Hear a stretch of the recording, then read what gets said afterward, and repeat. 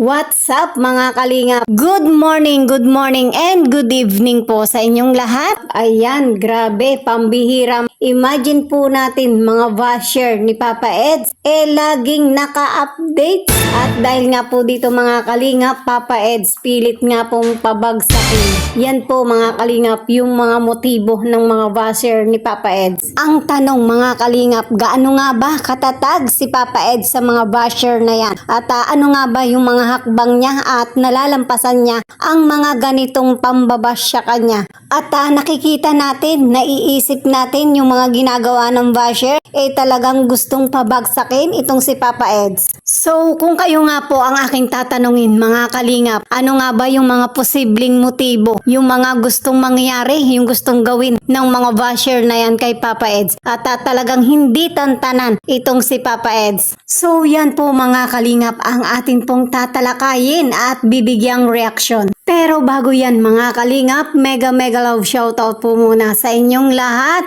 sa mga solid EDC, sa Team Kalingap, and of course Kuya Bal Santos Matubang and Kalingap Rob. Tuloy-tuloy lang po tayo sa ating pong ginagawang pagmamaraton. So ayan, at syempre ito po ang inyong lingkod. Wag na wag nyo pong kalilimutan i-subscribe, mag-like and share na rin po kayo. So ayan mga kalingap, dumako na po tayo sa ating pong topic, sa ating pong bibigyang reaksyon. Ayan, mga pambihirang basher ni Papa Eds, laging naka-update. Dahil nga po diyan mga kalingap, Papa Eds pilit nga pong pabagsakin. Ayan, grabe, talagang naglipa na sa mga comment section yung mga basher na yan. At grabe, itong mga basher na ito, maging sa mga live nga po ni Papa Eds, talagang hindi tantanan ng mga basher. Patuloy at patuloy pa rin talagang nagbibigay ng mga hindi magagandang komento. Kumbaga mga kalingap, sa kanilang mga ginagawang ito na patuloy nga pong ibinabash itong si Papa Eds, naiisip na nga po natin na baka sila ay binabayaran.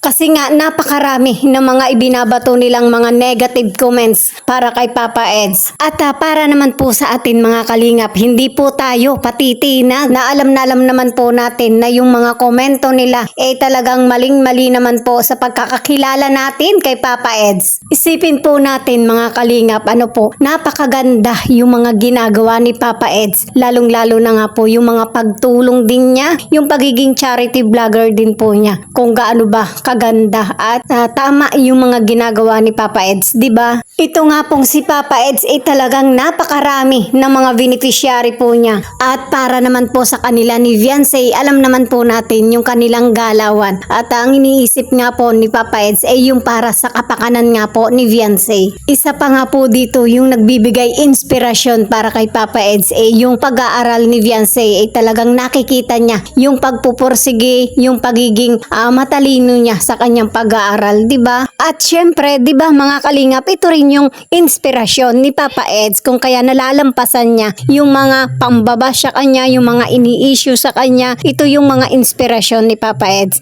Kasi hindi naman po niya pinapansin yung mga sinasabi ng mga basher, at alam naman po niya na walang mali sa kanyang mga ginagawa, 'di ba? Para sa atin mga kalingap, lagi man pong naka-update si mga basher na yan para mag-issue ng kung ano-ano kay Papa Eds, mambash. Alam naman natin na hindi naman po ito papansinin ni Papa Eds. Ganyan po katatag si Papa Eds na malampasan ang mga problema na dumarating sa kanya. So ayan mga kalingap, pagdating nga po sa mga ganyang bagay, alamin nga po natin kung ano ang masasabi ni Papa Eds. Panoorin po natin ang ilang mga video clips mula nga po sa vlogs ni Kalingap JJ. Ay, ang dami, ba't ganun? Ba't madami ngayon? Simula nung ano talaga, bago sila mag-second anniversary, hindi na natitigil. Masasabi ko sa inyo, 2026 na, Oo. mamamatay na lang kayo sa inggit sa kababas. Grabe no? Ganito lang naman yung ginagawa natin araw-araw. Wala naman tayong ibang pinagkakain. Kaya nga. Ewan ba sa kanila guys? Ano bang Parang kahit wala naman akong ginagawa ay masyado silang Oo, ba't sila masyadong ano? actually kahit nakakita rin ako mga picture po kahit hindi naman ako yun ay Lagi ka na lang in-issue na sabi. parang iba na ang galit sa akin, hindi ko maintindihan. Bahala sila. Pero sabi nila ano daw, meron daw yun kasing malaking isda. Tawag dito sila, siya yung nagpopondo, big fish. na dapat mahuli. Ay kailangan natin Wala hulihin. sila. Kasi yung mga inuutusan niya, binibigyan ng pera para ano po. Wala sila kung sila ako sirahin. Basta ako ay Ibig wala sabihin, akong sinasahuran sila. Gagawin ko lang Yun. yung ginagawa. Sinasuhuran sila para hindi huminto sa pangbabas sa'yo. Pero that's fine. At least promotion sa akin. Ibig yan. sabihin, Totoo nga promotion nga yun daw. gusto ka lang talaga pabagsakin. Yun lang habang Pero hindi ko na nanaig yung gusto nyo. gusto nyo, lalo akong lalakas at mas mahigit. Hindi mananaig yung gusto nyo, guys. Kaya nga sa mga live niyo, bro, ang totoo lang dyan, kapag nag-abot na siguro ng 3,000, ang totoo lang dyan, siguro mga 2,500. Yung may bundle yung mga marites. At ano niya, isang Yeah. kulang lang yun. Pero talaga, hindi mo talaga kaya rin lahat. Hayaan mo na yun. Yan ang pag-iisip nila. Bayaan mo Gusto na sila. lang natin yung mga kaya, yung mga supportante mo na yun. Pagdasal na lang natin sila. Tsaka pati ano, pagbabasyahin nyo, separated. Pag si Benjay, binibash din siya, separate. Kaya nga, Di ka kasama, tapos binabash siya.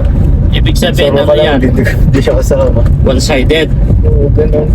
Parang ganun, Gino. Oo nga, parang lagi one-sided, ganun. no? Ganun napapansin ko sa mga nababasa ko. Totoo yan. Kapag Sa nagagalit mga- sila sa'yo, hindi naman sila nagagalit kay Beyonce. Kapag nagagalit naman sila kay Beyonce, hindi naman sila Nagagalit kay nagagalit. Pedro. Ano ba totoo? Kaya nga, ganun nga. Ibig sabihin, one-sided lang mga yan. Ganun sila. Kaya yung mga one-sided guys, tigil-tigilan yan na dapat magiging two-sided kayo. Left and right, di ba Jay, no? Lalo kapag napapek. Ngayon, kapag nag-two-sided kayo, So hindi ka din ang nagpapapekto. patutunguhan doon, Lalo kapag EDC. napapekto ka pa eh. Sabagay, di ba? Tagal mo na yan hinaharap dati. Ibig sabihin, hinulma na kayo ngayon. Para alam nyo na na. Makontrol ko na yun. Alam nyo na ang ugali bawat isa sa inyo, kaya Saka, kumpante na kayo sa bawat isa. karoon tayo nun kahit para maayos. Para tahimik na lang. Ayaw nga nilang ganun. Tahimik at payapa. Gusto nila magulo. Gusto nila magulig. Issue ko pa. Yun ang pinakamagandang sagot ko sa kanila. Ano? Ignore na lang. Yun. Ignore na lang. Hindi mo naging katarap ko. Wala ka pa rin respond sa akin. Tsaka pati ang itong inaano ko, ang nagtatao ko, kapag sa live ng iba, doon sila nasumbong. Doon sila nagtatanong. Kaya- Tapos sa live mo, Wala. hindi nagtatanong. Ibig sabihin, takot sa'yo. Kasi marami sa akin na ano eh, mga bubuluhin sila eh. Dudumugin sila sa live ko eh. Kasi ibon talaga din eh. Mga solid. Wala doon sila magagawa.